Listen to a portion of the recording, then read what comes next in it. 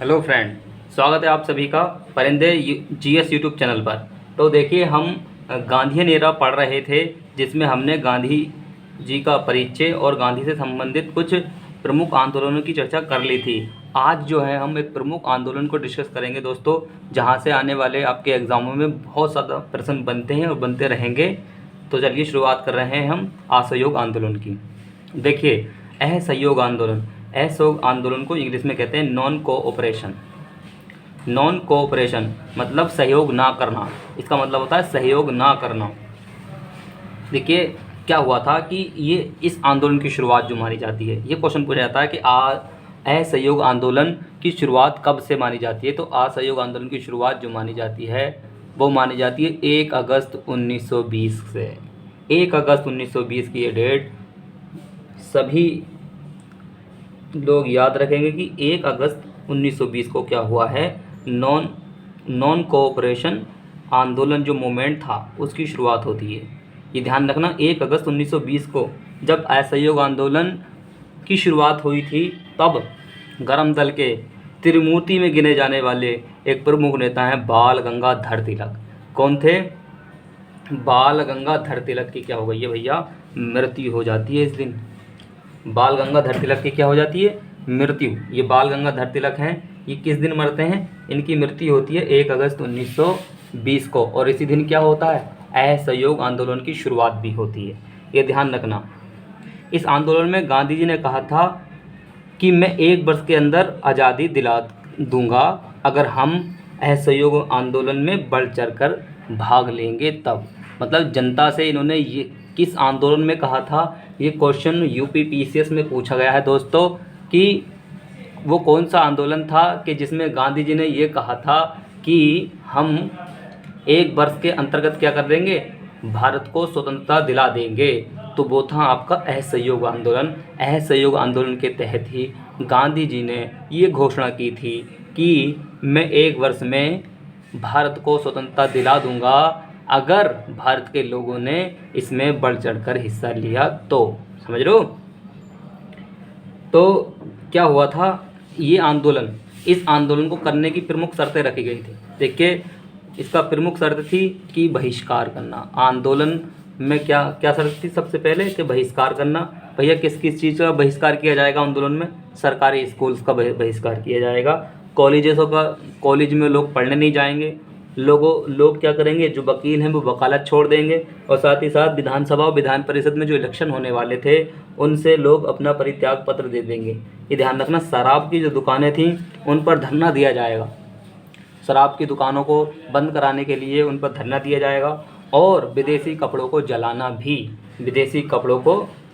भी इसमें शामिल किया गया था। ये ध्यान रखना मेरे भाई। तब जो है लाला लाजपत राय जो हैं ऐसे विरोध का क्या करते हैं, विरोध करते हैं। जो इन्होंने किसकी, जो स्कूल कॉलेज वकालत छोड़ दो, परंतु शिक्षा जो है वो विकास की कुंजी है। लाला जी कहते हैं कि हम सब कुछ छोड़ सकते हैं, लेकिन जो है हम स्कूल कॉलेज नहीं छोड़ सकते। ये ध्यान रखना।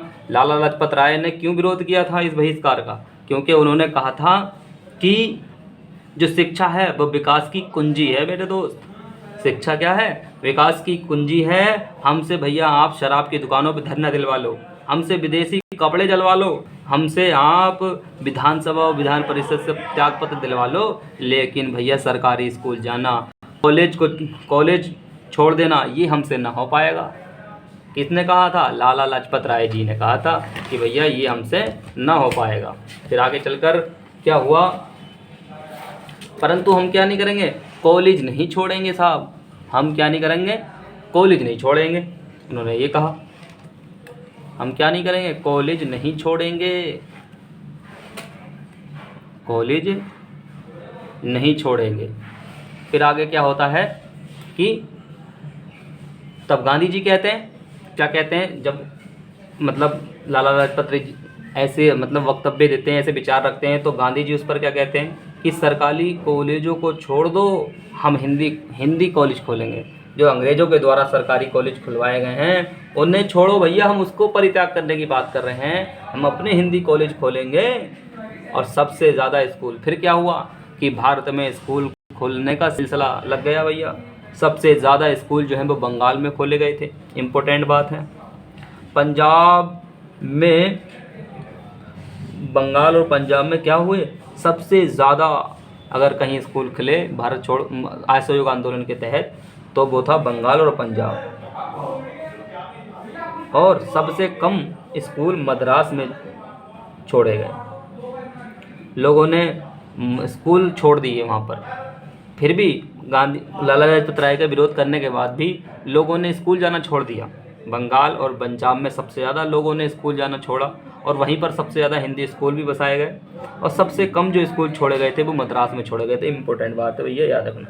उस समय असहयोग आंदोलन अर्थात 1920-21 के दौरान जो है कौन कौन से विद्यालय जो हैं स्थापित हुए हैं, ये क्वेश्चन भी पूछे जाते हैं। कि काशी विद्यापीठ, समझ लो, काशी विद्यापीठ जो बनारस में है उसकी स्थापना 1920 के असहयोग आंदोलन के तहत ही हुई थी। बिहार विद्यापीठ, काशी विद्यापीठ, अलीगढ़ मुस्लिम विश्वविद्यालय, भैया अलीगढ़ मुस्लिम विश्वविद्यालय की स्थापना भी क्या हुई है, इसी समय हुई है।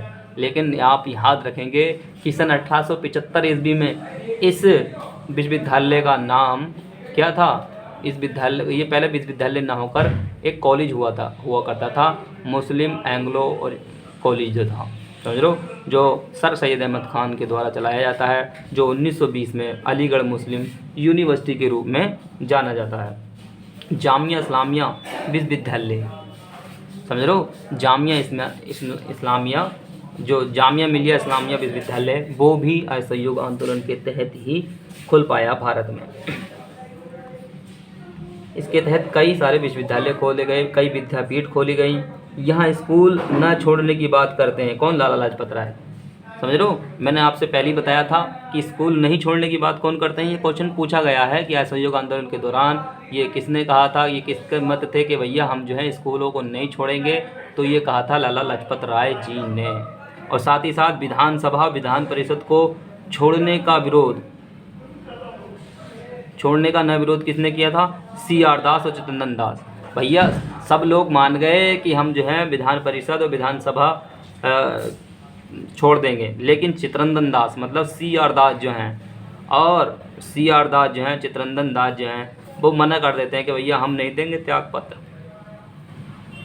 और इस आंदोलन में पहले नेता गिरफ्तार हुए किस आंदोलन के तहत, ये क्वेश्चन आपसे मस्ट पूछा जाता है कि असहयोग आंदोलन के दौरान सबसे पहली जो गिरफ्तारी हुई थी वो किसकी हुई थी, तो याद रखना भैया, मोहम्मद अली। पुरुषों में अगर पूछे असहयोग आंदोलन के तहत किसकी गिरफ्तारी हुई थी, मोहम्मद अली की हुई थी। और महिला की अगर पूछ ले, महिला में हुई थी बासंती देवी की। ये बासंती देवी कौन है, तो बासंती देवी जो है वो चित्तरंजन दास की पत्नी है। इंपॉर्टेंट बात रखेंगे याद कि भैया कि असहयोग आंदोलन के तहत सबसे पहली गिरफ्तारी जो हुई थी वो मोहम्मद अली की हुई। और स्त्रियों में देखा जाए पहली गिरफ्तारी तो बासंती देवी की हुई। और ये बासंती देवी जो हैं वो CR दास की पत्नी हैं। आपसे पूछा जाता है कि असहयोग आंदोलन का प्रतीक क्या था। प्रतीक समझ लो, प्रतीक क्या था, तो चरखा एवं खादी। चरखा और खादी क्या था, असहयोग आंदोलन का प्रतीक था। असहयोग आंदोलन का प्रतीक चरखा और खादी था। जबकि अगर आपसे पूछा जाए कि 1857 की क्रांति का प्रतीक क्या था, तो कमल और रोटी। कमल और रोटी दोस्तों याद रखना, कमल और रोटी 1857 की क्रांति का प्रतीक माना जाता है, लेकिन असहयोग आंदोलन का प्रतीक था चरखा और खादी। चरखा और खादी। सभी भारतीयों ने थोड़े थोड़े पैसे जमा किए थे इस आंदोलन के दौरान भैया, क्योंकि इस दिन जो है, जिस दिन 1 अगस्त 1920 को ही जिस दिन असहयोग आंदोलन की शुरुआत हुई थी, उसी दिन बाल गंगाधर तिलक की मृत्यु भी हुई थी। इसलिए पैसे इकट्ठे करने के लिए तिलक स्वराज फंड की स्थापना की गई थी। याद रखना किस फंड को बनाया गया था असहयोग आंदोलन के दौरान, तो तिलक स्वराज फंड। और इसमें बहुत ही कम समय में लगभग 1 करोड़ रुपये जमा हो गए थे। लोगों ने 1 करोड़ रुपये का चंदा दे दिया था मेरे भाई, तिलक स्वराज फंड के तहत। जिससे क्या किया गया, लगभग 20 लाख चरखे पूरे देश में बांटे गए थे। 20 लाख चरखे पूरे देश में बांटे गए इन्हीं पैसों से, जो 1 करोड़ रुपया मतलब इकट्ठा हुआ तिलक स्वराज फंड में असहयोग आंदोलन के दौरान। हमने क्या कहा, क्यों भैया देखिए, हमने प्रतीक ही माना है चरखा और खादी को, तो हमने क्या करी, 20 लाख चरखे पूरे भारत में बांट दिए। गांधी जी ने पहले ही कह दिया था कि हम अंग्रेज़ों का साथ नहीं देंगे और ना ही हिंसा करेंगे। ये ध्यान रखना। गांधी जी ने पहले ही आश्वासन दे दिया था कि आंदोलन जो होगा वो हिंसा पूर्वक नहीं होगा, वो अहिंसा पूर्वक होना चाहिए, शांति रहनी चाहिए। अगर कहीं भी हिंसात्मक घटना होती है या कहीं मार कटाई, आपकी कत्ल वगैरह अगर होते हैं तो मैं आंदोलन बंद कर दूंगा। ये इन्होंने पहले कह दिया था। और पूरा आंदोलन अहिंसा के साथ होगा। भैया पूरे आंदोलन में अहिंसा बढ़ती जानी चाहिए। और यदि कोई व्यक्ति हिंसक गतिविधि करता है तो वह इस आंदोलन से बाहर कर दिया जाएगा, अर्थात यह आंदोलन समाप्त कर दिया जाएगा। इन्होंने पहले कहा था। इन्होंने ये कहा था, पहले क्या कहा था दोस्तों, कि भैया देखिए हम असहयोग आंदोलन कर तो रहे हैं, हमारा तात्पर्य है यहाँ पर अंग्रेज़ों का हम साथ नहीं देंगे, साथ ही साथ हम हिंसा नहीं करेंगे। पूरा का पूरा आंदोलन वो अहिंसा पर आधारित होगा। अगर कोई अहिंसक गतिविधि, ऐसा कोई सामाजिक तत्व करता भी है तो वह आंदोलन से बाहर कर दिया जाएगा या फिर आंदोलन ही समाप्त कर दिया जाएगा। ये गांधी जी ने पहले ही बोल दिया था। लेकिन क्या हुआ भैया, 5 फरवरी 1922, इम्पोर्टेंट डेट भैया, 5 फरवरी 1922। ये उत्तर प्रदेश में गोरखपुर ज़िला है। उत्तर प्रदेश के पूर्वी वाले अगर क्षेत्र में जाओगे आप तो वहाँ पर गोरखपुर ज़िला है, जहाँ से आपके माननीय योगी आदित्यनाथ जी विधायक हैं, तो काफ़ी बार रह चुके हैं वहाँ से। ही गोरखपुर ज़िले में एक जगह पड़ती है चोरा चोरी। यहाँ पर चोरा चोरी नामक स्थान पर लगभग 2000 लोग शराब की दुकान पर धरना देने के लिए बैठे थे। यहाँ पर 2000 लोग लगभग क्या कर रहे थे, चोरा चोरी नामक स्थान पर धरना दे रहे थे शराब की दुकान पर। इतने में ही कुछ अंग्रेज आते हैं और उन पर गोलियां बरसा देते हैं, जिससे 3 भारतीयों की मौत हो जाती है। और बाकी बचे भारतीयों में क्रोध में आकर, जब भाई गोली मार दी जाती है, उनके में से 3 साथी मर जाते हैं, तो जो बाकी बचते हैं साथी उनके, तो वो जो है क्रोध में आ जाते हैं यार, और इस प्रकार वो थाने में आग लगा देते हैं। थाने में वहीं घुसते हैं और बराबर के में थाने में आग लगाते हैं, जिससे 21 सिपाही और एक थानेदार की मृत्यु हो जाती है। ध्यान रखेंगे कि 21 सिपाही जो हैं और एक थानेदार, उसकी क्या हो जाएगी, मृत्यु हो जाएगी। अर्थात इस प्रकार कुल 22 लोग जो हैं, 22 सदस्यों की मौत के घाट उतार दिया जाता है चोरा चोरी घटना में। ये बात पता चलती है गांधी जी को 12 फरवरी 1922 को।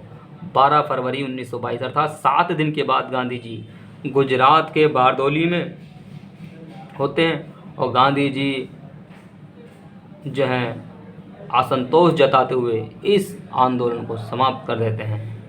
ये ध्यान रखना, कब करते हैं समाप्त, 12 फरवरी 1922 को। क्योंकि 5 फरवरी 1922 को क्या हुआ है कि 5 फरवरी 1922 को चोरा चोरी नामक स्थान पर एक हिंसक घटना हो जाती है, जिसमें जो हैं वो 22 व्यक्ति जो हैं वो जलाकर मार दिए जाते हैं थाने में बंद करके। उसका कारण ये था कि भारतीय लगभग जो 2000 की संख्या में शराब की दुकानों पर प्रदर्शन कर रहे थे, धरना दे रहे थे, उन पर क्या है गोलियां बरसा दी जाती हैं पुलिस के द्वारा, जिसमें से 3 भारतीय उनमें से घायल हो जाते हैं। तब जो है उनमें से जो बाकी बचे लोग होते हैं वो हिंसक हो जाते हैं और उनको थाने में बंद कर थाने में आग लगा दी जाती है। इस प्रकार जो है ये जो आंदोलन है वो हिंसा का रूप धारण कर लेता है। और गांधी जी ने आंदोलन के पूर्व ही ये चेतावनी दे दी थी कि यदि आंदोलन आपका हिंसक हो जाएगा तो आंदोलन को समाप्त कर दिया जाएगा। तो भाई साहब वो दिन था 12 फरवरी 1922 को, जिस दिन गांधी जी ने क्या किया था, आंदोलन को असंतोष जताते हुए समाप्त कर दिया। आंदोलन को क्या कर दिया, असंतोष जताते हुए समाप्त कर दिया था। दोस्तों आगे बढ़ें, नीचे समझ में आ गई, ठीक है दोस्तों आगे बढ़ते हैं। इस पर जब आपके गांधी जी इस आंदोलन को वापस ले लेते हैं तब मोतीलाल नेहरू कहते हैं, कौन, मोतीलाल नेहरू जो पंडित जवाहरलाल नेहरू के पिताजी हैं, वो कहते हैं कि जब कोई कश्मीर का गांव हिंसा का पालन नहीं करेगा तो तुम क्या कन्याकुमारी के व्यक्ति को तुम वो दोगे, कष्ट दोगे, सजा दोगे, ऐसा कुछ कहते हैं मोतीलाल नेहरू। कि कहाँ का व्यक्ति किसने मतलब अहिंसा की है, तुम उसके बदले में कहीं दूसरे व्यक्ति को सजा दोगे। इसी प्रकार से वो इंडिकेट करते हुए कहते हैं कि यदि कोई कश्मीर का गांव अहिंसा का पालन नहीं करेगा तो तुम इसकी सजा क्या कन्याकुमारी के व्यक्ति को दोगे। तब गांधी जी कहते हैं, जब 2 सिपाहियों को मारने के बदले इसके एवज में, गांधी जी कहते हैं, क्योंकि गांधी जी थे वो काफ़ी दूरदर्शी व्यक्ति थे, दूरदृष्टा थे, दूर की सोचने वाले थे, काफ़ी दूरदृष्टि व्यक्ति थे। उन्होंने कहा था कि जब 2 सिपाहियों के मारने के बदले हमें जलियांवाला बाग हत्याकांड देखने को मिला, कि हमने कितने मारे थे, केवल 2 सिपाही तो मारे थे यार। तब उन्होंने क्या किया, जलियांवाला बाग हत्याकांड हमारे सामने रख दिया। तब अब तो 21 सिपाहियों की 21-22 सिपाही मारे गए हैं, समझ लो। तो अब क्या अंग्रेज हमारे साथ करेंगे, कैसा हमारे दमन चक्र चलाएंगे, कितना कुचक्र दमन चक्र चलेगा, तो इसकी तो हम कल्पना भी नहीं कर सकते यार। इसलिए मैं इस आंदोलन को समाप्त कर रहा। गांधी जी कहते हैं कि भैया इतनी बड़ी पैमाने पर हमारे साथ जो है भारतीयों के साथ 2 चक्र चलाया जाएगा, दमन चक्र चलाया जाएगा, भारतीय नेताओं, क्रांतिकारी सबको रौंद डालेंगे ये अंग्रेज। इसलिए जो है हम जो है इस आंदोलन को समाप्त कर रहे हैं। इसी समय सुभाष चंद्र बोस जी कहते हैं, ये आंदोलन तब बंद किया गया जब भारतीयों में उत्साह चरम सीमा पर था और देश का ये बहुत बड़ा दुर्भाग्य है, ये कहा था सुभाष चंद्र बोस जी ने। सुभाष चंद्र बोस जी के अगर गुरु का नाम पूछे जाए तो आपसे पूछा जाएगा चित्तरंजन दास। देखिए सुभाष चंद्र बोस के गुरु का नाम क्या है, चित्तरंजन दास, याद रखेंगे आप। सुभाष चंद्र बोस जी ने जब गांधी जी ने आंदोलन को वापस लिया तो क्या कहा था, ये कहा था कि ये आंदोलन तब बंद किया गया जब भारतीयों में उत्साह चरम सीमा पर था और ये देश के लिए भैया बहुत बड़ा दुर्भाग्य है। और अब गांधी जी अशांति का आरोप लगाकर, अब क्या करेगा, गांधी जी पर अशांति का आरोप लगा दिया गया अंग्रेजों के द्वारा। अंग्रेजों ने कहा कि गांधी जी आपने अशांति फैलाई है। और न्यायाधीश ब्रूमफील्ड, नाम याद रखना मेरे दोस्तों, कि एक न्यायाधीश होता अंग्रेज है ये, ब्रूमफील्ड ने गांधी जी को 6 वर्षों की सज़ा सुना दी, 6 वर्षों की सज़ा सुना दी। और फिर देश की हालात और बिगड़ गए जब गांधी जी 6 वर्षों के लिए जेल में चले गए। अब देश में हालात और भी ज़्यादा बिगड़ गए दोस्तों। देश के नेता गांधी जी के पास जेल में आते थे और उनसे कहते थे कि चलिए बाहर, चलिए भैया। तब गांधी जी कहते हैं कि करवाइए, जमानत करवाइए। लेकिन अभी 2 ही वर्ष हुए थे भैया गांधी जी को जेल में, तुम्हें पता ही है 2 ही वर्ष होते हैं जेल में, जमानत कैसे मिलती, ये भी तो है, क्योंकि सज़ा जो है वो 6 वर्ष की हुई है।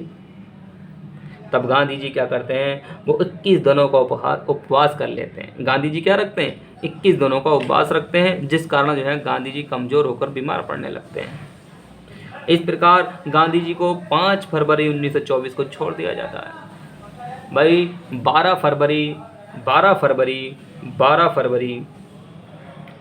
1922 को गांधी जी ने क्या किया था, 12 फरवरी 1922 को असहयोग आंदोलन वापस ले लिया, जिसके एवज में अंग्रेज़ों ने माना कि गांधी जी ने जो भारतीय लोगों हैं उनमें अशांति फैलाई है, समझ लो। तो उसके कारण जो है गांधी जी को गिरफ्तार कर लिया जाता है असहयोग आंदोलन के दौरान। और एक न्यायाधीश होता है जिसका नाम है ब्रूमफील्ड। वो ब्रूमफील्ड क्या करता है, वो ब्रूमफील्ड जो है गांधी जी को 6 वर्ष की सज़ा सुना देता है। लेकिन गांधी जी जैसे ही जेल में जाते हैं तो जो भारतीय नेता होते हैं छोटे छोटे, वो काफ़ी उनकी स्थिति और भी ख़राब हो जाती है, भारत की स्थिति और बिगड़ती चली जाती है। तब वो जो नेता जो हैं वो गांधी जी से बार बार मिलने के लिए पहुंचते हैं और उनसे कहते हैं कि चलिए बाहर भैया, चलिए बाहर, चलिए निकलिए यहाँ से बाहर। तो गांधी जी कहते हैं भैया करवाइए, जमानत करवाइए हमारी। कैसे करवाएंगे आप जमानत। तब गांधी जी अपना दिमाग चलाते हैं और यहाँ पर वह 21 दिन का उपवास रखते हैं। 21 दिन का जब उपवास रखते हैं तो उनकी हालात बहुत ज़्यादा पतले हो जाते हैं, वो बीमार पड़ने लगते हैं, जिसके कारण 5 फरवरी 1920 में ही 2 वर्ष की सज़ा में ही, समझ लो, मिली 6 वर्ष की, लेकिन 5 फरवरी 1924 को ही छोड़ दिए जाते हैं। और आप पता ही है आपने कि 1924 को फिर जो है जब जेल से छूटते हैं तो कर्नाटक के बेलग्राम में जो 1924 में हुआ था उस अधिवेशन में अध्यक्षता भी करते हैं, है ना, जो हम आगे पढ़ेंगे। क्योंकि इस समय गांधी जी जेल में है भैया, 1922 में चले गए, तो 1922 के बाद एक 1923 ईस्वी में घटना हो रही है, क्योंकि गांधी जी अभी जेल में हैं, अभी छुड़वाएंगे नहीं हमें, क्योंकि आंदोलन अभी बाद में दिखाएंगे। गांधी जी की क्रियाएँ अभी ख़त्म हो चुकी हैं, गांधी जी जेल में चले गए। तो गांधी जी जैसे ही असहयोग आंदोलन बंद करके जेल में जाते हैं तो 1923 में एक प्रमुख घटना घटती है मेरे दोस्तों, इम्पोर्टेंट है। यहाँ पर स्वराज पार्टी की स्थापना होती है उत्तर प्रदेश के इलाहाबाद में। इम्पोर्टेंट है उत्तर प्रदेश वालों कि 1923 में स्वराज पार्टी की स्थापना होती है, इलाहाबाद में की जाती है इसकी स्थापना, ये ध्यान रखेंगे। चित्तरंजन दास और मोतीलाल नेहरू के द्वारा इसकी क्या कर दी जाती है, स्थापना की जाती है। याद रखना, स्वराज पार्टी के अगर अध्यक्ष आपसे पूछे जाएं तो CR दास, चित्तरंजन दास जो हैं स्वराज पार्टी के अध्यक्ष बनते हैं। वहीं मोतीलाल नेहरू स्वराज पार्टी के सचिव बनाए जाते हैं। इनके दो प्रमुख और सदस्यों में MR जयकर और विट्ठल भाई पटेल भी आते हैं। MR जयकर भी स्वराज पार्टी से जुड़े थे, विट्ठल भाई पटेल भी स्वराज पार्टी से जुड़े हुए थे। और यूपी में MLC विधानसभा का जब चुनाव होता है, समझ लो, तो 101 सीटों पर जिसमें 42 सीटें स्वराज पार्टी ने प्राप्त की थीं। सेंट्रल असेंबली में पहली बार अध्यक्ष बनाए गए थे सरदार विट्ठल भाई पटेल। ये विट्ठल भाई पटेल हैं, वो कौन है भैया? विट्ठल भाई पटेल जो हैं वो सरदार पटेल के भाई तो हैं, ये आपको पता होगा आपको। देखिए 101 सीटों पर जब विधान परिषद में MLC के चुनाव होते हैं तो लगभग 42 सीटें स्वराज पार्टी जीतती है। और ऐसा पहली बार होता है कि सेंट्रल असेंबली में एक अध्यक्ष बनाया जाता है भारतीयों को, जिनका नाम क्या है? विट्ठल भाई पटेल।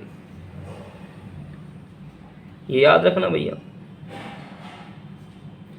अपनी मृत्यु के बाद जब विट्ठल भाई पटेल मर जाते हैं तो उनकी मृत्यु के बाद सारी संपत्ति सुभाष चंद्र बोस को दे दी जाए, ऐसा ये अपनी वसीयत में लिख के जाते हैं कि जो विट्ठल भाई पटेल हैं, तो विट्ठल भाई पटेल ये लिख के जाते हैं कि भैया अगर मैं मर जाऊं तो मेरे मरने के बाद मेरी जितनी भी संपत्ति है वो सुभाष चंद्र बोस को दे दी जाए। इससे जो है सरदार पटेल के साथ सरदार पटेल सुभाष चंद्र बोस से नाराज हो जाते हैं और बोस पर मुकदमा दर्ज करा देते हैं। सुभाष चंद्र बोस पर सरदार वल्लभ भाई पटेल ने मुकदमा भी दर्ज करवाया था। ये ध्यान रखना, क्यों करवाया था? क्योंकि विट्ठल भाई पटेल जो उनके भाई हैं सरदार वल्लभ भाई पटेल के, वो अपनी वसीयत में ये लिख के चले गए थे कि अगर वो मर जाते हैं तो उनकी संपत्ति पर अधिकार जो होगा वो सुभाष चंद्र बोस का होएगा, उनके भाई का नहीं। ये याद रखना। स्वराज पार्टी जो है जो 1923 में बनी थी इलाहाबाद उत्तर प्रदेश में, जिसके अध्यक्ष चित्तरंजन दास, सचिव मोतीलाल नेहरू थे। 1925 में जब चित्तरंजन दास की मृत्यु हो जाती है तो स्वराज पार्टी भी समाप्त हो जाती है। ये ध्यान रखेंगे, स्वराज पार्टी भी क्या हो जाती है? समाप्त हो जाती है। फिर 1923 के बाद 1924 में एक प्रमुख घटना घटती है। Hindustan Republican association HRA Hindustan Republican association 1924 में उत्तर प्रदेश के कानपुर में स्थापित किया जाता है। ये ध्यान रखना मेरे भाई, हिंदुस्तान रिपब्लिकन एसोसिएशन HRA 1924 में कानपुर में क्या करते हैं? इसकी स्थापना करते हैं। देखिए कुछ पुस्तक हैं, कुछ उपनाम हैं, जैसे India for Indians Chittaranjan Das की पुस्तक है, कई बार पूछी गई है दोस्तों। India for Indians Chittaranjan Das को देश बंधु की उपाधि दी जाती है, ये ध्यान रखना। और ये जो है 1925 में उनकी मृत्यु हो जाती है। मैंने बताया था कि 1925 में जो है ये जो है मर जाते हैं और 1923 में इनके द्वारा क्या करा जाता है? स्वराज पार्टी की स्थापना की जाती है चित्तरंजन दास के द्वारा। चित्तरंजन दास जो हैं वो देश बंधु के नाम से प्रसिद्ध हैं, इन्हें उपाधि जाती है देश बंधु की। साथ ही साथ एक हैं दीन बंधु CF एंड्रयूज़ को कहा जाता है दीन बंधु। CF एंड्रयूज़ को दीन बंधु कहा जाता है दोस्तों। साथ ही साथ डॉक्टर राजेंद्र प्रसाद को देश रत्न, अजात शत्रु की संज्ञा दी जाती है। देश रत्न कहा जाता है डॉक्टर राजेंद्र प्रसाद को, दीन बंधु कहा जाता है CF एंड्रयूज़ को, देश बंधु कहा जाता है चित्तरंजन दास को। और चित्तरंजन दास की पुस्तक का नाम है इंडिया फॉर इंडियंस। समझ गए? देखिए M.O. डायर जो है आपका, जनरल M.O. डायर मतलब माइकल ओ डायर की हत्या उधम सिंह 40 में जाकर की थी लंदन में। चौधरी रहमत अली का आपने नाम सुना होगा, इसने ही जो है सबसे पहले पाकिस्तान शब्द का प्रयोग किया था। पाकिस्तान शब्द देने वाला व्यक्ति था चौधरी रहमत अली का। ये पूछा जाता है मेरे भाई। अब आपसे पूछा जाता है कि मोहम्मद इकबाल पहले जो है इनकलाब जिंदाबाद का नारा जो है किसने लिखा था? तो मोहम्मद इकबाल क्या किया था? इनकलाब जिंदाबाद। मोहम्मद इकबाल ने क्या किया है कि इनकलाब जिंदाबाद का नारा लिखा है। लेकिन इसका प्रथम प्रयोग, इनकलाब जिंदाबाद का प्रथम प्रयोग किसने किया? हसरत मोहानी जी ने। हसरत मोहानी नाम याद रखना कि इनकलाब जिंदाबाद का जो नारा है उसका प्रथम बार प्रयोग हसरत मोहानी जी ने किया। साथ ही साथ इनकलाब जिंदाबाद को किसने प्रसिद्धि दिलाई थी? फिर ये भगत सिंह। मेरे भाई आज जो तारीख है वो तारीख है 8 सितंबर, 28 सितंबर, और 28 सितंबर को ही इस वीर पुरुष का जन्मदिन है। हैप्पी बर्थडे भैया भगत सिंह का। आज ही तो है 28 सितंबर। 28 सितंबर को भगत सिंह का जन्मदिन भी मनाया था, आप याद रखेंगे मेरे दोस्तों। तो देखिए आपका इनकलाब जिंदाबाद का जो नारा है उसको प्रसिद्धि दिलाई थी भगत सिंह ने, लेकिन इस प्रथम बार प्रयोग हसरत मोहानी ने। लेकिन ये लिखा किसके द्वारा गया? मोहम्मद इकबाल के द्वारा। ये ध्यान रखना मेरे भाई। अब बात करते हैं हम दांडी यात्रा की। दांडी यात्रा की शुरुआत जो है वो कहाँ से हुई थी और ये कब तक चली? समझ रहे हो कि दांडी यात्रा जो है इसकी शुरुआत 12 मार्च 1930 को हुई थी। याद रखना मेरे भाई, दांडी यात्रा की शुरुआत कब हुई है? 12 मार्च 1930 को। ये पूरी कब हुई? 6 अप्रैल 1930 को। समझ रहे हो, 6 अप्रैल 1930 को। भैया कहाँ से कहाँ तक हुई? तो साबरमती से शुरू होकर ये दांडी गुजरात तक गई थी। साबरमती आश्रम से होकर शुरू होकर दांडी तक गई थी। दांडी कब पहुंची? 6 अप्रैल 1930 को। इस दिन इसमें इन्होंने कुल 385 किलोमीटर की दूरी तय करी थी। दांडी यात्रा 385 किलोमीटर इसकी दूरी थी और इसमें कुल 24 दिनों का समय लगा था मेरे भाई। 385 किलोमीटर दूरी तय करने में 24 दिन का समय लगा था, क्योंकि ये दांडी यात्रा तो थी एक पैदल यात्रा थी। दांडी गुजरात में ही पड़ता है आपका, जिसे दांडी यात्रा की शुरुआत की थी। जो शुरुआत की जाती है वो साबरमती आश्रम से, और कहाँ पहुँचते हैं? दांडी। और दांडी पहुँचकर ही 6 अप्रैल 1930 को नमक बनाकर गांधी जी नमक कानून तोड़ देते हैं। किसने कहा था कि मध्य रात्रि के टकोर पर जब संसार सोता है भारत अपने जीवन व स्वतंत्रता के लिए जाग उठेगा। ये ध्यान रखना कि ये किसने कहा था कि मध्य रात्रि के टकोर पर जब संसार सोता है तो भारत अपने जीवन व स्वतंत्रता के लिए जाग उठेगा। पंडित जवाहरलाल नेहरू जी ने ये शब्द कहे कि मध्य रात्रि की टकोर पर जब संसार सोता है तो भारत अपने जीवन व स्वतंत्रता के लिए जाग उठेगा। ये ध्यान रखेंगे मेरे दोस्तों। हिंदुस्तान रिपब्लिकन एसोसिएशन जो 1924 में बनाया गया था कानपुर में, वही हिंदुस्तान रिपब्लिकन एसोसिएशन 1924 कानपुर में जो स्थापित हुआ था, वो स्थापित हुआ था कहाँ, किसके माध्यम से हुआ था? तो भैया सचिंद्र नाथ सन्याल इसमें प्रमुख व्यक्ति थे। राम प्रसाद बिस्मिल, योगेश चंद्र चटर्जी, चंद्रशेखर आज़ाद। योगेश चंद्र चटर्जी, चंद्रशेखर आज़ाद, राम प्रसाद बिस्मिल, सचिंद्र नाथ सान्याल, ये हिंदुस्तान रिपब्लिकन एसोसिएशन HRA के 1924 में जो कानपुर में बसा था उसके प्रमुख संस्थापकों में से एक थे। इनके द्वारा प्रमुख जो घटना का अंजाम दिया था, जो प्रथम घटना होती है वो है काकोरी कांड। काकोरी कांड भैया अब जो है वर्तमान समय में इसे काकोरी कांड जो है इसका नाम बदल दिया, काकोरी ट्रेन एक्शन कर दिया गया है। ये अब लूट नहीं कह सकते यार, इतने बड़े हमारे देश के स्वतंत्रता सेनानी हुए हैं, कितने बलिदानी हैं, तो ये चोरी करेंगे क्या यार? उसे चोरी शब्द कहा गया है इतिहास में, इतिहासकारों ने चोरी शब्द डाला है काकोरी कांड। नहीं भैया, योगी सरकार ने ये नाम बदल दिया। अब इसका नाम जो होगा वो काकोरी ट्रेन कॉन्स्पिरेंसी। समझ लो, कॉन्स्पिरेंसी की जगह अब क्या हो गया है? एक्शन। काकोरी कांड एक्शन जो था, काकोरी ट्रेन एक्शन कर दिया गया। समझ रहे हैं दोस्तों? पानी पी लेते हैं थोड़ा सारा जरा। बहुत प्यार के साथ समझिए।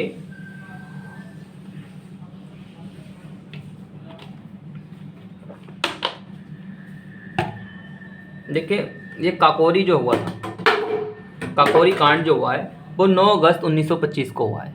कब हुआ था? 9 अगस्त 1925 को। अच्छा, ये काकोरी जो है ट्रेन, ये लखनऊ में, लखनऊ से ये सहारनपुर को जा रही थी। ये ट्रेन कहाँ से?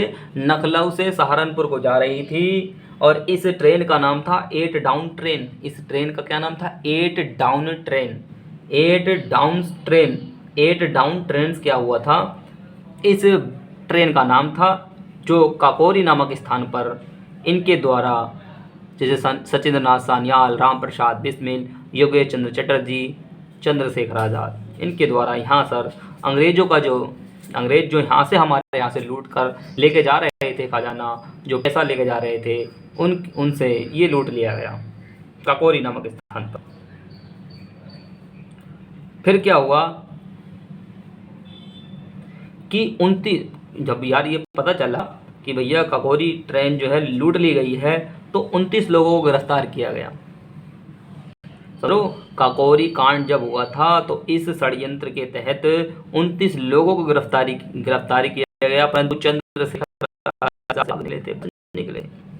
ये ध्यान रखना, जो यहाँ पर जो है क्या होता है, वो किस कारण से मतलब ये लोग पकड़े जाते हैं, कैसे पता चलता अंग्रेजों को किसने चोरी की है, किसने पैसों पर डाका डाला है? तो भैया राम प्रसाद बिस्मिल एक सोल उड़ा करते थे, और यहाँ पर जो है ट्रेन में उनका सोल गिर जाता है। जो राम प्रसाद बिस्मिल ने ओढ़ी थी वो शाल गिर जाती है, और उस शाल पर जहाँ राम प्रसाद बिस्मिल उसे दिलवाया करते थे, वो एक धोबी की मोहर लगी होती थी। तो उस धोबी की मोहर के पास, वो धोबी के पास जाते हैं और धोबी से उनका पता पूछ लिया जाता है। समझ रहे हो? फिर जो है 1927 में काकोरी षड्यंत्र मुकदमा चलाया जाता है। 29 लोगों पर लगभग ये गिरफ्तारी हुई थी, और काकोरी षड्यंत्र मुकदमे में 4 लोगों को फांसी हुई थी और अन्य को सेलुलर जेल अर्थात काले पानी की सज़ा। काले पानी की सज़ा, काला पानी है अंडमान निकोबार, वहाँ पर सेलुलर जेल बना रखी थी अंग्रेज़ों ने, वहाँ पर भेज दिया गया। राम प्रसाद बिस्मिल 1927 में फांसी दे दी गई। तो कुल 4 व्यक्तियों को यहाँ पर काकोरी षड्यंत्र मुकदमे में 4 व्यक्तियों को फांसी दी जाती है। वो 4 व्यक्तियों को नाम और की फांसी की जगह भी पूछी जाती है। दोस्तों, बहुत ज़्यादा इंपॉर्टेंट है ये क्वेश्चन। यूपी के एग्ज़ाम हो या यूपी पीसीएस हो, आरओ हो, यूपी पैट हो, यहाँ से क्वेश्चन बनेगा, दे लेना आप, यहाँ से क्वेश्चन आने वाला है। दोस्तों देखिए, राम प्रसाद बिस्मिल को गोरखपुर के जेल में, उत्तर प्रदेश में पड़ती है ये सारी की सारी जगह, गोरखपुर की जेल में क्या हुआ था, उन्हें फांसी दी गई। अशफाक उल्ला खान को फैज़ाबाद यानी कि अयोध्या, फैज़ाबाद क्या नाम है? अयोध्या। अशफाक उल्ला खान को फैज़ाबाद की जेल में, जबकि राजेंद्र लाहड़ी को गोंडा जेल में। Rajendra Lahiri Gonda jail, Roshan Singh Allahabad jail. रोशन सिंह को कहाँ दी गई थी फांसी? इलाहाबाद जेल में। राजेंद्र लाहड़ी को गोंडा जेल में, अशफाक उल्ला खान को फैज़ाबाद जेल में क्या कर दी गई थी? फांसी दे दी गई थी। यहीं पर जब जो है राम प्रसाद बिस्मिल, जो गोरखपुर में जेल में उन्हें फांसी दी गई थी, वहाँ पर राम प्रसाद बिस्मिल क्या कहते हैं कि सरफरोशी की तमन्ना अब हमारे दिल में है, देखना है जोर कितना बाजुए कातिल में है, हम अभी से क्या बताएं क्या हमारे दिल में है। ये जो है आपसे पूछा भी जाता है कि सरफरोशी की तमन्ना अब हमारे दिल में है, देखना है जोर कितना बाजुए कातिल में है। ये किसने कहा था? राम प्रसाद बिस्मिल जी ने। राम प्रसाद बिस्मिल जी ने कहा था ये। और एक वक्तव्य यहाँ से और पूछा जाता है कि अशफाक उल्ला खान ने क्या कहा था? अशफाक उल्ला खान कहते हैं कि मैं धरती माता का कर्ज उतार देता। अशफाक उल्ला खान कहते हैं कि मैं धरती माता का कर्ज उतार देता अगर मैं और जिंदा रहता। मैं थोड़ा और ज़िंदा रह जाता ना, तो मैं धरती माता का जो कर्ज था वो उतार देता। ये बात बोल रहे हैं अशफाक उल्ला खान। अशफाक उल्ला खान, यार देखें आप, फैज़ाबाद जेल, इतना बड़ा व्यक्ति, कितने ऊंचे विचार, वो कह रहे हैं ना कि मैं धरती माता का कर्ज उतार देता अगर थोड़ा समय और ज़िंदा रह जाता। समझ रहे हो? ये था भैया काकोरी कांड, जो कि अब काकोरी कांड का जो है नाम बदल दिया गया है। और इसे ककोरी ट्रेन एक्शन इसका नाम कर दिया यूपी के गवर्नमेंट ने। देखिए कुछ जो है मैंने यहाँ पे भी बताए थे उपनाम, और यहाँ पे भी मैं कुछ उपनाम बता रहा हूँ, ये उपनाम से भी क्वेश्चन बनते हैं। जैसे लोकनायक, वहाँ से मैंने देश से संबंधित बताया, देश बंधु चित्तरंजन दास को कहा जाता है, दीन बंधु CF एंड्रयूज को कहा जाता है, देश रत्न कहा जाता है डॉक्टर राजेंद्र प्रसाद को। ऐसी है लोकनायक, लोकनायक जयप्रकाश नारायण को कहा जाता है, ये ध्यान रखना। लोकनायक किसे कहा जाता है? जयप्रकाश नारायण। लोकमान्य कहा जाता है बाल गंगाधर तिलक जी को। लोकहितवादी कहा जाता है गोपाल हरि देशमुख को। लोकहितवादी गोपाल हरि देशमुख, समझ रहे हैं। देखिए जयप्रकाश नारायण ने एक पुस्तक लिखी है वाई सोशलिज्म, समाजवाद क्यों, समझ रहे हो, समाजवाद क्यों या वाई सोशलिज्म किसकी पुस्तक है? तो जयप्रकाश नारायण की। वाई आई एम अथीस्ट, मैं नास्तिक क्यों हूँ, ये किसकी पुस्तक है? मैं नास्तिक क्यों हूँ? तो भैया लेजेंडरी, हमारे पथ प्रदर्शक भगत सिंह ने लिखा था आई एम अथीस्ट, मैं नास्तिक क्यों हूँ। ये पुस्तक किसने लिखी? भगत सिंह ने लिखी थी। अब जो है क्या होता है, जब काकोरी कांड हो जाता है और काकोरी कांड के बाद काकोरी मुकदमा 29 लोगों की गिरफ्तारी, 40 लोगों की क्या है फांसी हो जाती है, तब HRA जो है वो टूट जाता है मेरे भाई। HRA के व्यक्ति में जो है जो आंदोलनकारी हैं, जो क्रांतिकारी हैं, वो छिन्न भिन्न हो जाते हैं। फिर जो है उसकी जगह पर HSRA, हिंदुस्तान सोशलिस्ट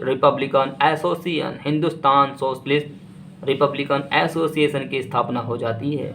ये जो है 1928, 4 साल बाद 1928 में दिल्ली के फिरोजशाह कोटला मैदान में, समझ रहे हो, दिल्ली के फिरोजशाह कोटला मैदान में इसकी जो है स्थापना करते हैं। कौन करते हैं? चंद्रशेखर आजाद, विजय कुमार सिन्हा, जयदेव कपूर, इससे जो होते हैं, ये ध्यान रखना।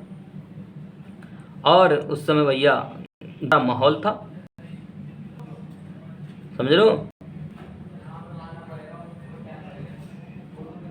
अब जो है साथ ही साथ भगत सिंह ने 1926 में क्या किया है? भारत नौजवान सभा का गठन किया था। भारत नौजवान सभा का गठन 1926 में भगत सिंह के द्वारा। अब साइमन कमीशन आता है 1927 से 1929 तक, ये ध्यान रखना। साइमन कमीशन जो है 1927 से 1929 तक। 1919 के एक्ट में कहा था, क्या कहा था? 1919 का एक्ट अधिनियम, 1919 का अधिनियम जो है वो एक्ट जो है उसमें कहा गया था कि भारत की स्थिति की जांच करने के लिए प्रत्येक 10 वर्षों के बाद एक कमीशन भारत आएगा, जो भारत की स्थिति की जांच करेगा, जो रिपोर्ट तैयार करके ब्रिटिश सरकार को भेज देगा। इसलिए 8 नवंबर 1927 में सर जॉन साइमन की अध्यक्षता में 7 अंग्रेज सदस्यीय भारत भेजे गए, और जो 3 फरवरी 1928 को क्या हुआ? ये कमीशन मुंबई पहुंचा था। वहाँ गांधी जी कहते हैं कि आप सभी तो अंग्रेज हैं, आप किसी भारतीयों को इसमें शामिल कर लो भैया, इस आयोग में, जो भारत की स्थिति को सही तरीके से जानता हो। तो अंग्रेज मना कर देते हैं यार। तब इसके बाद गांधी जी साइमन कमीशन का विरोध करते हैं। साइमन कमीशन वापस जाओ, और उन्हें काले झंडे भी दिखाए गए जाते हैं। यहाँ से भागकर कमीशन लखनऊ पहुँचता है। मुंबई से कहाँ पहुँचा? ऊपर कुछ चल रहा है, देखो मुंबई में आया, फिर लखनऊ पहुँचा। यहाँ पर विरोध किया था खली कुज्जुमा जो थे उन्होंने विरोध किया। मद्रास में इसका विरोध किया था टी प्रकाशन ने मद्रास में विरोध किया। तथा लाहौर में आप सभी जानते हैं कि लाला लाजपत राय के द्वारा विरोध किया गया। ये ध्यान रखना मेरे भाई। देखिए 1928 से पहले जो कि HSRA है, हिंदुस्तान सोशलिस्ट रिपब्लिक एसोसिएशन से पहले भैया 1927, 1928, 1929 तक जो है साइमन कमीशन की एक्टिविटी रहती है ना इंडिया में। साइमन कमीशन 1927 में आता है। जो साइमन कमीशन जो आया था वो क्या करने के लिए आया था कि 1919 का जो अधिनियम आया था उसकी जांच करने के लिए आया था। उसमें ये कहा गया था कि प्रत्येक 10 वर्ष के बाद जो है भारत की स्थिति की जाँच करने के लिए भारत में कमीशन भेजा जाएगा। और 8 नवंबर 1927 को सर जॉन साइमन की अध्यक्षता में 7 सदस्य अंग्रेज एक सदस्य जो है कमेटी बनाकर वो भारत भेज दी जाती है। और ये कमेटी 3 फरवरी 1928 को कमीशन जो है पूरा का पूरा वो मुंबई पहुंच जाता है। मुंबई में जब ये कमीशन पहुंचते हैं तो गांधी जी जाते हैं उनसे मिलने के लिए। गांधी जी कहते हैं कि भैया आप भारत की स्थिति के बारे में तो बिल्कुल कोई नहीं जानते, क्योंकि आप सभी तो अंग्रेज हैं। अर्थात आपसे ये गुजारिश है कि आप जो है भैया इस आयोग में भारतीयों को शामिल कर लें जो भारत की स्थिति का अच्छा जानकार हो। लेकिन इस कार्य को अंग्रेज मना कर देते हैं। तब गांधी जी उनका विरोध करते हैं और गांधी जी साइमन वापस जाओ, साइमन वापस जाओ और उनको काले झंडे दिखाने के लिए कहते हैं। तब ये जब इसका विरोध होता है तो ये जो पहुंचता है वो लखनऊ पहुंच जाता है, भाग भाग करके लखनऊ में इसका विरोध किया जाता है खली कुजमा के द्वारा। मद्रास में अगर ये जब जाता है तो इसमें टी प्रकाशम के द्वारा इसका, और लाहौर में जो है आपके लाला लाजपत राय के द्वारा क्या किया जाता है, विरोध किया जाता है। साइमन कमीशन भारत 2 बार आया था, ये देखना साइमन कमीशन 2 बार भारत आया था, ये इंपॉर्टेंट बात है। लेकिन भैया कुछ लोग ऐसे भी थे जो साइमन का क्या कर रहे थे, सहयोग कर रहे थे। उसमें सफ़ी गुट मुस्लिम लीग का था, ये सफ़ी गुट यूनियनिस्ट पार्टी पंजाब की, मद्रास की जस्टिस पार्टी। देखिए मद्रास की justice party, unionist party Punjab की, यूनियनिस्ट पार्टी जो है थी पंजाब में थी, और सफ़ी गुट जो था वो मुस्लिम लीग का था। सफ़ी गुट, यूनियनिस्ट पार्टी पंजाब की और मद्रास की जस्टिस पार्टी, ये जो है वो क्या कर रही हैं, वो कर रही हैं साइमन कमीशन का सहयोग। लेकिन विरोध बहुत लोग कर रहे हैं। लाहौर में जब ये कमीशन पहुंचता है तो लाला लाजपत राय वहाँ पर इसका विरोध करते हैं। साइमन कमीशन के सदस्य जो होता है वो जॉन स्कॉट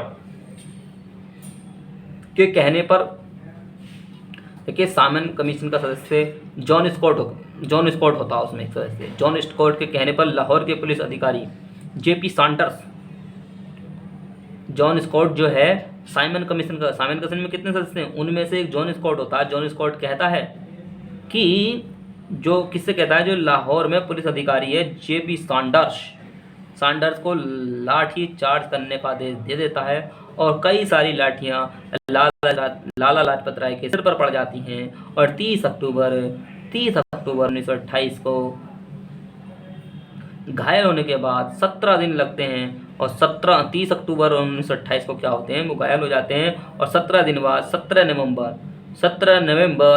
नवंबर 1928 को उनकी मृत्यु हो जाती है।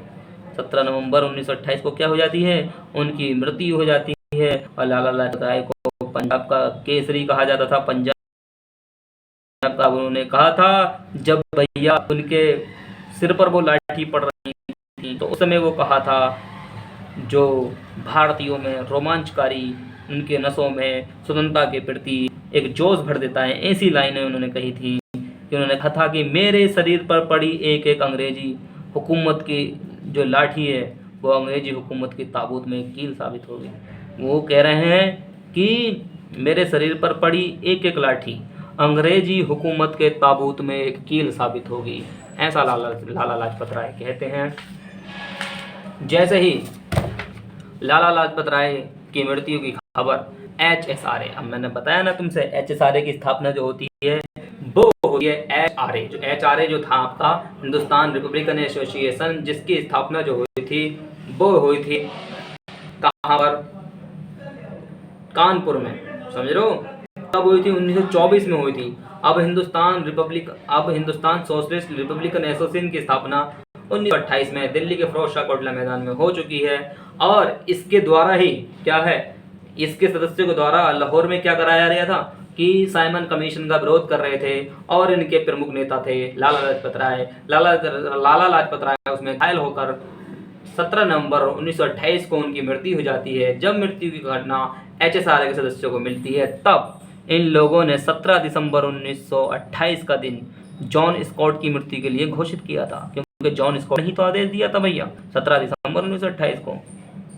और लाहौर की जेल की सीमा के बाहर सारे लोग लग गए।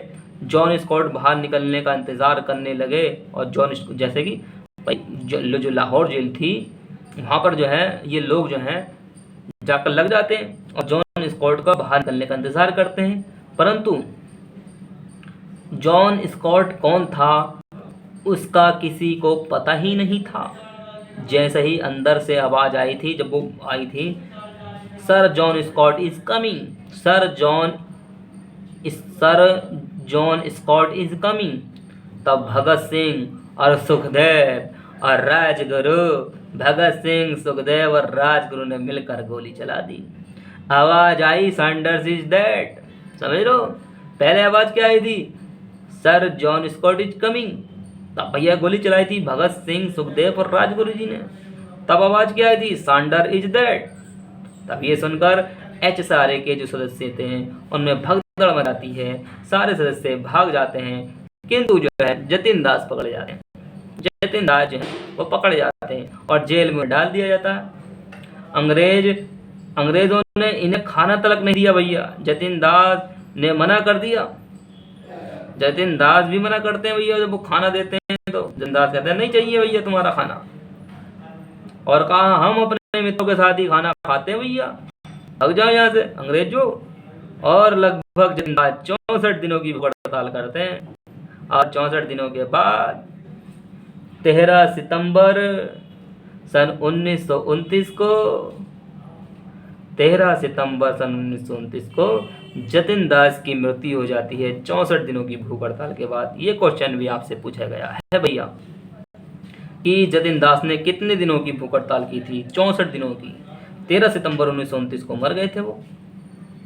भगत सिंह और बटुकेश्वर दत्त को पता चला, लाहौर की असेंबली में 2 बिल पास हो रहे थे उस समय, समझ लो।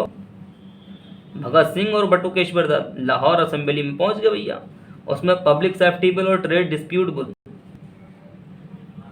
समझ लो, पब्लिक सेफ्टी बिल और ट्रेड डिस्प्यूट बिल, इन 2 बिलों पर चर्चा चल रही थी लाहौर की असेंबली में।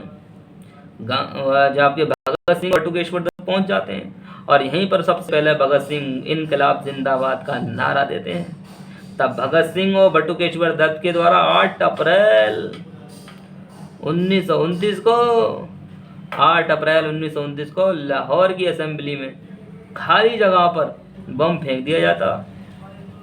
उसके बाद दोनों को पकड़ लिया जाता क्योंकि वो भागे, तो उन्होंने खुद को गिरफ्तार कराया था भैया। और न्यायाधीश जस्टिस हिल्टन, उस समय न्यायाधीश था वहाँ का जस्टिस हिल्टन, इसके पास ला गया। इसने भगत सिंह से पूछा बम क्यों फेंका? तब भगत सिंह कहते हैं तेज बहरे और बहरों को सुनाई देने के लिए अधिक शोरगुल की आवश्यकता होती है, इसलिए मैंने बम फेंक दिया।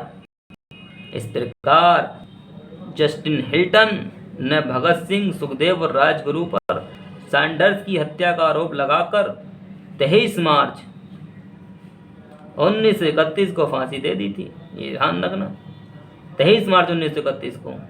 लेकिन ये फांसी जो हुई थी वो किसके कारण हुई थी? ये लाहौर षड्यंत्र केस के तहत, लाहौर षड्यंत्र केस जो था, समझ लो, उसके तहत इन्हें क्या किया गया था? फांसी दी गई थी। 14 फरवरी को मदन मोहन मालवीय इनकी जमानत कराने गए थे, लेकिन जमानत नहीं मिल पाई थी, इसलिए 14 फरवरी को काला दिन के रूप में मनाया जाता है भैया। 23 मार्च 1931 को भगत सिंह, सुखदेव और राजगुरु को फांसी दे दी जाती है। और ये तीनों महान विभूतियां इस नश्वर संसार को छोड़कर परम शक्ति में विलीन हो जाती हैं। ये ध्यान रखना, 14 फरवरी सन 1929 को मदन मोहन मालवीय के द्वारा प्रयास किया जाता है उनकी जमानत का, लेकिन उनकी जमानत नहीं हो पाती है, इसलिए 14 फरवरी को काला दिन के रूप में मनाया जाता है, काला दिन। अब कुछ लोग जो है 14 फरवरी को वैलेंटाइन डे के रूप में मनाते हैं भाई। अरे भाई वैलेंटाइन डे नहीं है ये 14 फरवरी को काला दिन मनाओ, क्योंकि इसी दिन मदन मोहन मालवीय जी ने प्रयास किया था कि मैं जो है तीनों क्रांतिकारियों को छुड़वा लूंगा, जमानत दिलवा दूंगा, लेकिन भैया जमानत अंग्रेजों ने नहीं दी थी इस समय। भगत सिंह के मरने के बाद सुभाष चंद्र बोस ने कहा था इनकलाब जिंदाबाद और भगत सिंह जिंदाबाद, दोनों का अर्थ एक है। ये वक्तव्य पूछा जाता है कि भगत सिंह के मरने पर किसने कहा था कि इनकलाब जिंदाबाद और भगत सिंह जिंदाबाद, दोनों का अर्थ एक ही है। तो ये था भैया सुभाष चंद्र बोस के द्वारा कहा गया कथन, इनकलाब जिंदाबाद का अर्थ है क्रांति अमर रहे। ये ध्यान रखना, क्या ध्यान रखना कि इनकलाब जिंदाबाद का क्या अर्थ है? क्रांति अमर रहे। मैंने बताया था इनका इनकलाब जिंदाबाद जो लिखा गया था वो मोहम्मद इकबाल के द्वारा लिखा गया था। इसका प्रथम बार प्रयोग हजरत मोहानी ने किया था और जन जन तक अर्थात प्रसिद्धि जो दिलाई थी वो भगत सिंह ने दिलवाई थी। ये ध्यान रखना। भगत सिंह जी कहते हैं कि क्रांति अमर रहेगी, क्रांतिकारी मर जाता है। भगत सिंह कह रहे हैं दोस्तों कि क्रांति अमर रहेगी, क्रांतिकारी मर जाता है। अगर मैं इश्क भी लिखना चाहूँ तो कम वक्त इनकलाब लिख जाता है, इनकलाब लिख जाता है। ये स्वयं आपके भगत सिंह जी कह रहे हैं कि क्या कह रहे हैं भैया, समझे आप? क्रांति अमर रहेगी, क्रांतिकारी मर जाता है। क्रांति अमर रहेगी, क्रांतिकारी मर जाता है। और मैं इश्क भी लिखना चाहूँ तो इनकलाब लिख जाता है। तो इतनी कोट कोट के देशभक्ति भरी थी बंदे के अंदर भैया, समझो। भगत सिंह कहा क्रांति अमर रहेगी, क्रांतिकारी मर जाता है, मैं इश्क भी लिखना चाहूँ तो इनकलाब लिख जाता है, समझो। 1928 में बारडोली सत्याग्रह हुआ था, गुजरात में पड़ता है ये बारडोली। यहाँ पर जो है आदिवासियों के द्वारा, यहाँ आदिवासी कौन थे? कालीपराज, कालीपराज, कालीपराज। यहाँ पर जमींदार जो हैं कालीपराज से क्या होते थे, वो जमींदार कर वसूलते थे। धीरे धीरे कर बढ़ते चले जा रहे थे। अंग्रेज इनसे अनजान थे, समझ लो। जो कालीपराज नामक जनजाति है, आदिवासी लोग हैं, इनसे ज़मींदार जो हैं वो कर वसूला करते थे। लेकिन धीरे धीरे धीरे धीरे ये कर इतने बढ़ते चले गए कि कालीपराजों की स्थिति काफ़ी दयनीय हो गई थी। अंग्रेज इस घटना से अनजान थे और 30% कर की वृद्धि कर दी, समझ लो। अकाल और सूखे की स्थिति में भी कर कम नहीं किया गया और इन लोगों ने, जो कालीपराज आदिवासी हैं, इन लोगों ने क्या किया, महात्मा गांधी जी को बुलाया। लेकिन बारडोली सत्याग्रह भैया, महात्मा गांधी को भी बुलाया गया था, लेकिन इनकी तबीयत खराब होने के कारण इन्होंने सरदार वल्लभ भाई पटेल को यहाँ पर भेजा था और इन्होंने बारडोली कमेटी का गठन किया और सारी जानकारी अंग्रेजों को दे दी। तब अंग्रेजों ने जमींदारों को यहाँ से हटा दिया और 30% कर की गए 6.23 लगभग 6% कह सकते हैं, 6.23% कर दिया। तब तक गांधी जी भी वहां पहुंच गए, समझ लो। और लोग से पटेल जी के आगे हाथ जोड़े खड़े हुए थे। तब लोगों ने गांधी से कहा, पटेल जी के लिए कुछ कहो। तब सरदार बारडोली की महिलाओं की ओर से, बारडोली जो था गुजरात में, बारडोली की महिलाओं की ओर से गांधी जी ने सरदार पटेल को सरदार की उपाधि, वल्लभ भाई पटेल को सरदार की उपाधि दी थी। तो बारडोली की महिलाओं की ओर से गांधी जी के द्वारा दी गई है दोस्तों पटेल को सरदार की उपाधि। और गांधी जी ने ही कालीपराज आदिवासियों का नाम रानी पराज रखा था। ये ध्यान रखना, कालीपराज बारडोली आंदोलन से संबंधित थे। ये कालीपराज जो आदिवासियों का नाम रानी पराज रखा गया, वो गांधी जी के द्वारा रखा गया। ये था बारडोली आंदोलन 1928 में। फिर 1928 के बाद प्रमुख घटना 1929 में होती है, लाहौर अधिवेशन। देखिए लाहौर अधिवेशन, लाहौर में कांग्रेस का अधिवेशन हो रहा है जिसकी अध्यक्षता कर रहे हैं पंडित जवाहरलाल नेहरू। 31 दिसंबर 1929 को लाहौर में रावी नदी के किनारे पर तिरंगा फहराया जा रहा है और कहा गया कि मैं एक, और कह रहे हैं कौन, पंडित जवाहरलाल नेहरू, कि मैं एक समाजवादी और गणतंत्रवादी हूँ, मैं इस देश को भी ऐसा ही बनाना चाहता हूँ। ये किसने कहा था कि मैं समाजवादी हूँ, गणतंत्रवादी हूँ, मैं इस देश को भी ऐसा ही बनाना चाहता हूँ? पंडित जवाहरलाल नेहरू के शब्द हैं ये। 1906 में कांग्रेस अधिवेशन हुआ था कलकत्ता में, जिसकी अध्यक्षता की थी दादा भाई नौरोजी ने। वहाँ पर स्वराज शब्द दिया गया था, सबसे स्वराज शब्द का उपयोग हुआ था 1906 में। कांग्रेस अधिवेशन, कलकत्ता अधिवेशन में 1906 में क्या हुआ था, स्वराज शब्द का प्रयोग किया गया था। लेकिन सबसे पहले अगर स्वराज शब्द आ जाए, स्वराज शब्द किस द्वारा दिया गया, तो स्वराज शब्द दिया गया आपका दयानंद सरस्वती के द्वारा। दयानंद सरस्वती के द्वारा स्वराज शब्द दिया गया, ये ध्यान रखना। कांग्रेस के अंदर सबसे पहले स्वराज की मांग जो की थी वो दादा भाई नौरोजी ने की थी। लेकिन किस बिल के माध्यम से स्वराज बिल की वो उठाई थी, 1895 में, 1895 बाल गंगाधर तिलक ने ये बिल के माध्यम से कहा। 2 जनवरी 1930 की जब बात आती है, 2 जनवरी 1930 के द्वारा पंडित जवाहरलाल नेहरू द्वारा पूर्ण स्वराज्य प्रस्ताव लाया गया और 24 दिन लग गए।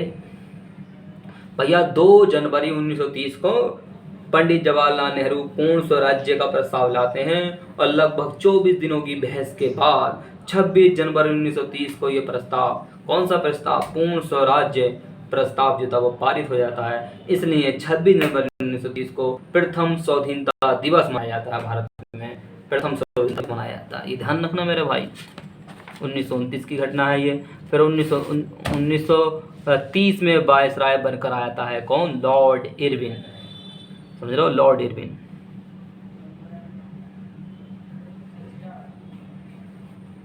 लॉर्ड इरविन के काल में क्या होता है कि संसद का निर्माण होता है, लगभग 83 लाख खर्च होता है संसद पर। और मेरे भाई जो संसद है उसका नॉर्थ से लेकर साउथ वाला जो बेसमेंट है, नॉर्थ साउथ डायरेक्शन जो बनाई थी वो एडवर्ड लुटियंस ने बनाई थी, जबकि पूर्व पश्चिम वाला जो क्षेत्र है वो हार्वर्ड बेकर ने। यानी कि संसद के निर्माण में, संसद के डिजाइन के निर्माण में 2 व्यक्तियों का प्रमुख योगदान रहा, एक एडवर्ड लुटियंस और हार्वर्ड बेकर। हर्बर्ट बेकर, यानी कि नॉर्थ से उत्तर किसने बनाया था, लुटियंस ने, जबकि पूर्व से पश्चिम किसने बनाया था, हर्बर्ट बेकर ने। और इसका शिलान्यास जो किया गया था वो 1921 में किया गया था। देखिए 1928 में ही ये बनकर तैयार कर दिया जाता है और इसका उद्घाटन जो है संसद का वो लॉर्ड इरविन के द्वारा किया जाता है। जिस प्रकार संसद का निर्माण लुटियंस ने किया है, उसी प्रकार से आपसे पूछा भी जाता है कि दिल्ली नगर की स्थापना किसने की थी, दिल्ली को किसने बसाया था, दिल्ली का डिज़ाइन किसने तैयार किया, तो दिल्ली का डिज़ाइन तैयार किया एडमंड लुटियंस ने।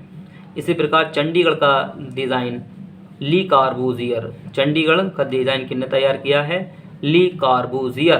Pondicherry Francis Martin, Pondicherry Francis Martin. Madras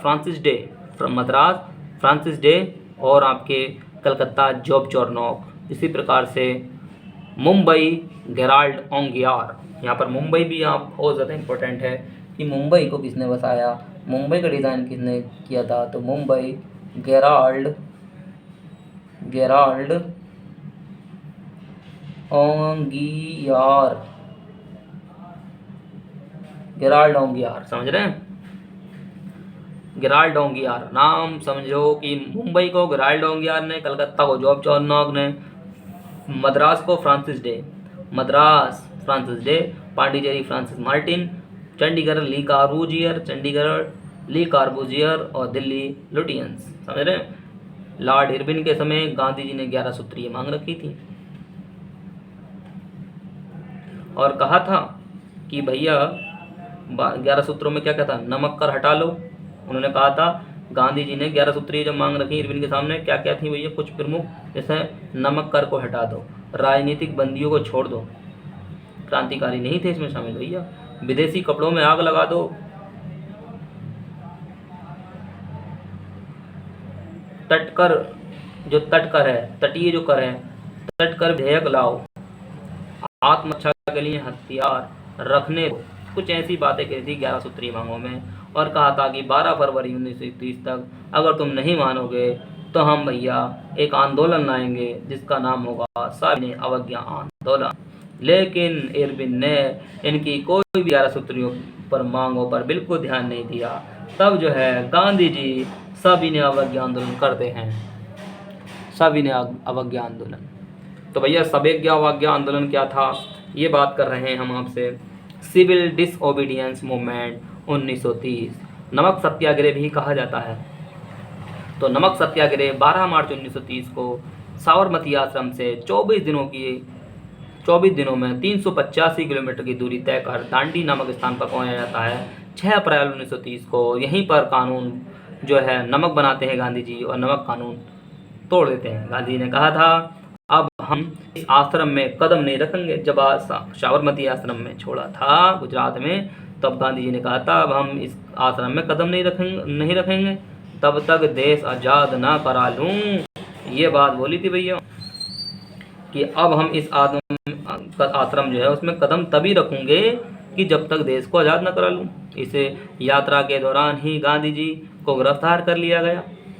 यात्रा के दौरान ही समझ लो। जब दांडी मार्च चल रही थी तो गांधी जी को गिरफ्तार कर लिया। तब उनकी जगह अब्बास तैयब जी ने, इंपॉर्टेंट क्वेश्चन है भैया, पूछा जाता है कि सविनय अवज्ञा आंदोलन के दौरान जब गांधी जी गिरफ्तार कर लिए गए तब उनकी जगह किन नेतृत्व संभाला था? तब वो थे अब्बास तैयब जी। अब्बास तैयब जी ने उनका नेतृत्व संभाला। इस यात्रा में कुल लगभग 79, एक कम 80 लोग थे। एक व्यक्ति अमेरिका का था। अमेरिका की एक पत्रिका न्यू फ्रीमैन के संपादक, अमेरिकी पत्रिका है न्यू फ्रीमैन, जिसका संपादक कौन है? Babe Miller. बेब मिलर जो था वो भैया यहाँ पर दांडी मार्च में गांधी जी के साथ इस यात्रा में शामिल था। कौन? Babe Miller. बेब मिलर किस पत्रिका का संपादक है? तो न्यू फ्रीमैन। नमक सत्याग्रह, इसे दांडी मार्च कहा जाता है, गुजरात में गांधी जी के द्वारा किया गया था, समझ लो। लेकिन अन्य दांडी यात्राएं भी हुई हैं, जैसे तमिलनाडु में श्री राजगोपालाचारी के द्वारा की गई थी, उड़ीसा में गोपीचंद के द्वारा भुवनेश्वर से पुरी तक, ये दांडी मार्च है। भुवनेश्वर से पुरी तक गए थे गोपीचंद पैदल। केरल में के कलप्पन, उड़ीसा में गोपीचंद, तमिलनाडु में श्री राजगोपालाचारी, यहाँ पर भी दांडी यात्राएं की गई थीं।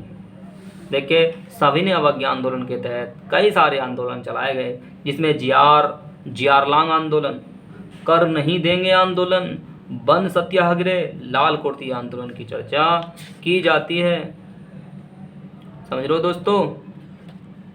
जैसे ये 4 प्रमुख आंदोलन 1930 में हुए हैं। देखिए, जियारलांग आंदोलन, जियारलांग आंदोलन जो है वो नागा जनजाति के द्वारा, नागा जाति के द्वारा मणिपुर में, इसके प्रमुख नेता मदोनांग के नेतृत्व में था। मदोनांग जो थे, मदोनांग इसके प्रमुख थे और इनकी बहन थी।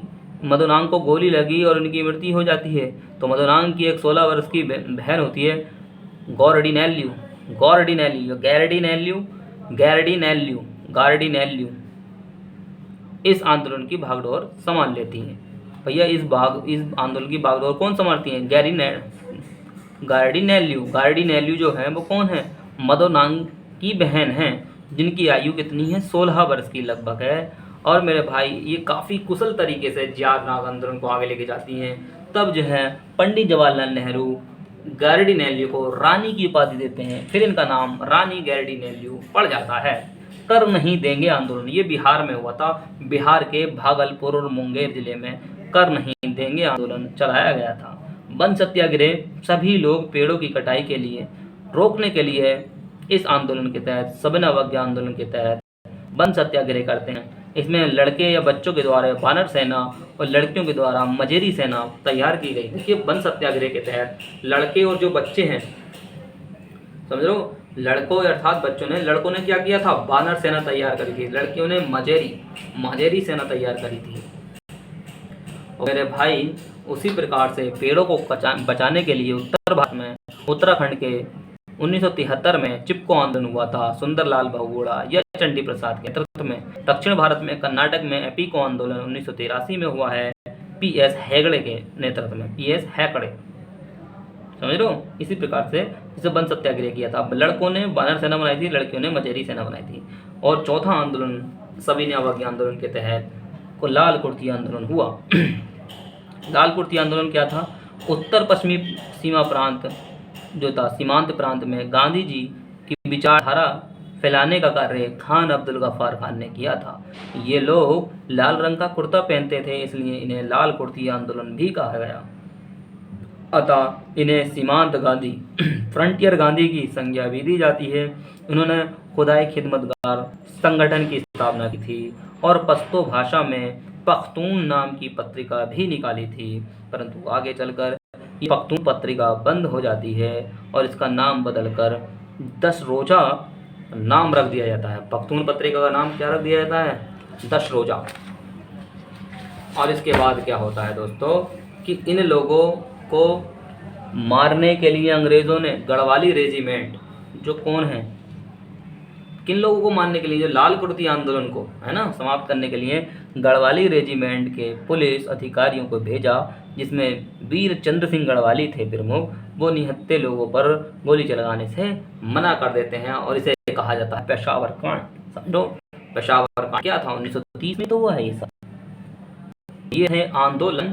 अब जो है हम पढ़ने वाले हैं गोल में सम्मेलन। तो दोस्तों यहीं पर हम रोक रहे हैं इस क्लास को, आगे कंटिन्यू करेंगे इस क्लास को।